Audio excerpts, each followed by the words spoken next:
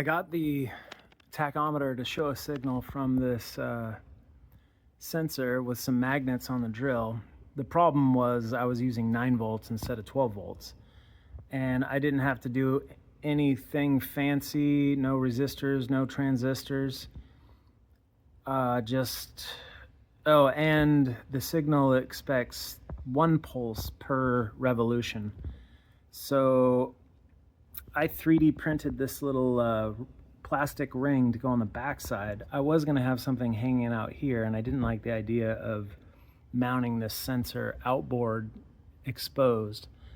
So this thing's like almost press fit. I was afraid I was gonna break it getting on there. It's press fit on. I embedded 3 magnets in it, equally spaced. I replaced the voltage regulator in the alternator, and it still didn't work, so I bought a new one, and I bought it from Amazon so I could return it if it didn't work. I wired it up and it works perfect. So it was the alternator, and I wasted 2 days messing with it. I am calling it quits, calling it done on the wiring. I'm just literally wrapping things up. I got the speedo to work. I got the Tach to work. I made my little temporary indications.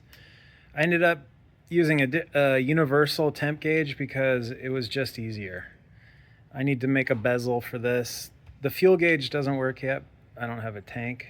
But all the lights, the dash lights, the idiot lights, they all work. Everything's blinking there.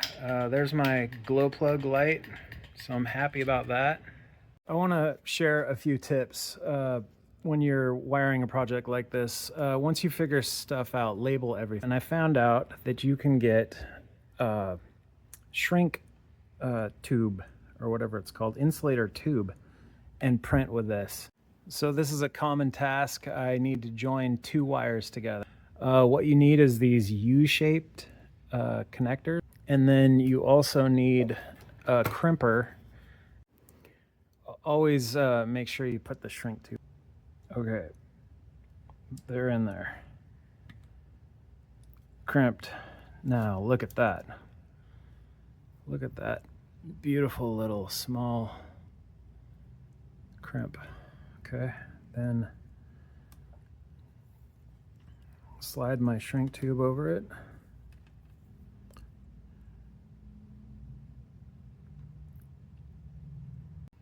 And so there that is. Just gives it an extra layer of, you don't have a big piece of tape hanging off. And maybe if somebody else inherits this bike, they have that. So you can get all sorts of, what is this stuff called? God, I just lose words. Is what I prefer. And maybe it's because I can undo it later easily. I can reuse it. I can add on. But it's easy. It's very protective. If you get the clear, you can see where that wire is that you're looking for. I also got some black that's thicker for the big stuff, and I really like it. You know, there's a million ways to do things, but I just found that this is what I prefer. So I keep getting this question, why a diesel bike? And I don't know if I get that question from my friends. Actually, I question myself all the time. And mostly I think it's because nobody makes one. And I think they should. But there's a lot of reasons not to do it, especially if you have to build it yourself. There's no wiring diagram, there's no manual. I'm kind of wanting an adventure bike, and part of the adventure is it makes it exciting when you don't know if you're going to make it home. And so yeah, don't do it. Actually, that's what I'm trying to say. Is it's going to take forever. It's super frustrating. I hope there's a damn good chance that I might hate this bike. One thing I've learned is that what I think I want and what I actually want are sometimes completely different things. I might hate it.